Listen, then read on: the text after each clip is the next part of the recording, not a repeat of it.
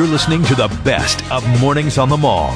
Shake your booty. I'm your boogeyman. Get down tonight, and that's the way I like it. I think those immortal titles will always be remembered with the disco era, and the man who brought those songs to you, Casey, from Casey and the Sunshine Band, is forever part of that era, too. And it's so good to have you here in Washington, D.C. for Capitol 4th. Thanks for joining us this morning. Good morning. How are you? I'm well, thank you. And I'm so excited that you guys are going to be part of the Capitol 4th. Tell me a little bit. I am, too. I mean, we were invited many times, and it just never did work out schedule-wise. And so this year it did. So it's going to be exciting, and I'm looking forward to it. You guys, so it's not just you, Casey. It's the entire Sunshine Band. Yes, the entire band. And then good. Also, I think Alabama's going to be there. Hunter Hayes, Barry Manilow is a good friend, and the symphony orchestra. I think the symphony's actually playing along with us. It's supposed to happen that way. Oh, it's always an eclectic mix of different musical stylings and different eras. It's so cool. And also our friend Robert Davi, the actor who does an amazing Frank Sinatra tribute, he'll be doing some of Frank's great stuff. Wow. It's going to be great. And tell me about this a little bit. You know, the Capitol 4th is such an important concert, I think. It's a place for us to celebrate, and it's what makes Washington, D.C. so unique that we get to have this concert. Is it going to be pretty special for you to be standing there in the mall with the monuments around you singing for our country? It will be. I mean, that's going to be another one of those pinch me moments, I'm sure. One of those aha moments. And so I'm really looking forward to it. And it's going to be a great experience for me and for the band. And I'm not even trying to think about it too much, actually. Well, I got to say, I mean, starting in 1975 when you first broke in with Get Down Tonight, and for those, it was 5 or 6 years there where it was just like Casey and the Sunshine Band, you really sort of represented that whole era of music and the disco scene. I mean, at the time, looking back on it now, does it sort of seem surreal?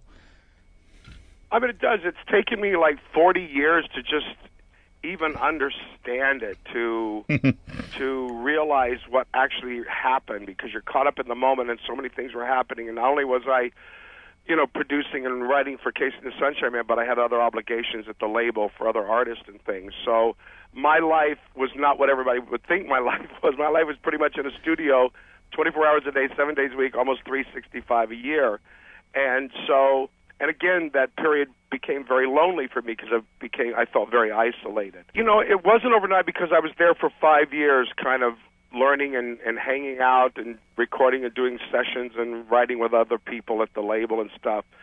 But from the very first record we put out, it started making noise, and it just didn't stop. And it was just, so that part of it seemed like almost overnight, because from my very first single, it all started happening. Not as big. It took 2 singles to reach Get Down Tonight, but we were making noise not only here but internationally. We actually broke out internationally first, and then on then Get Down Tonight just took it worldwide. See, what's interesting to me looking back at that era of music is how quickly it changed. You look at how the 70s started, the end of the 60s and into the early 70s, and I guess the Eagles and some of that California sound.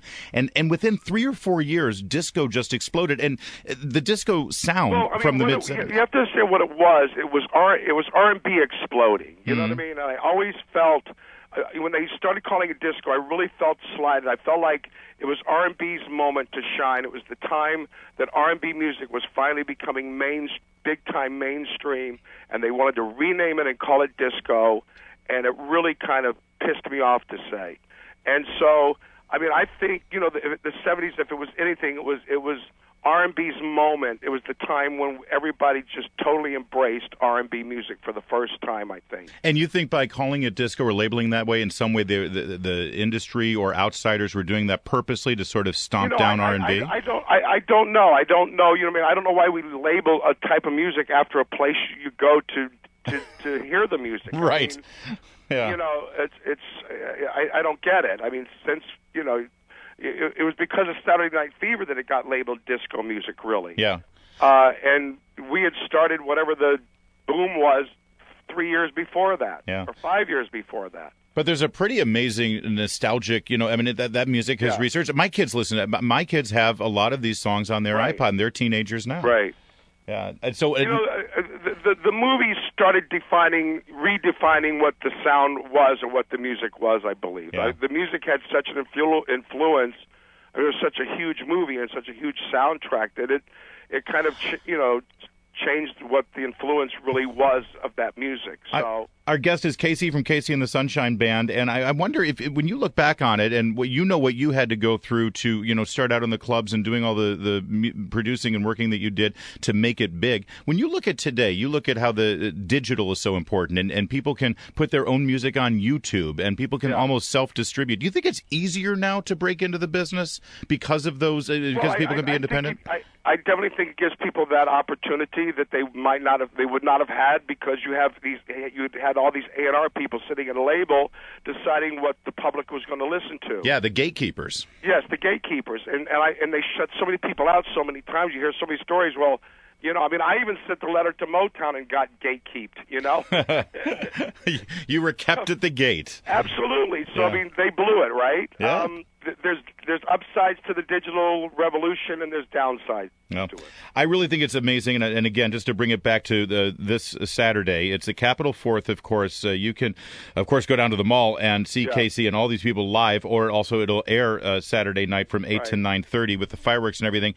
I think it's great that you're here in the nation's capital. It starts at 8 o'clock, it ends at 9:30, I think. We go on at 8:20, I believe. And your music, just to finish it up, since it's great, there's no such thing as American music, really, because American music is influenced by so many other countries. You've got a real Latin, you said it's R&B, but you were also influenced by that Miami sound, weren't you?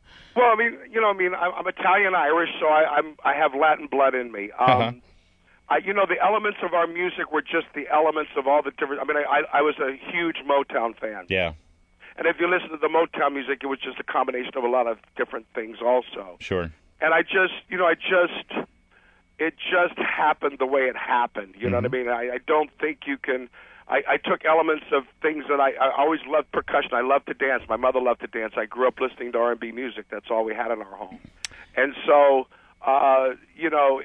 everything that happened was just natural to me. And I think, I was influenced by everybody, by James Brown, by Joe Cocker, by the whole Motown thing, the stack sound, the Atlantic sound, that with the Aretha Franklin, all that great R&B music and stuff, and Sam and Dave, and so I had, and then there was Blood, Sweat, and Tears in Chicago that really brought that horn thing in. Yeah, so, right. Yeah.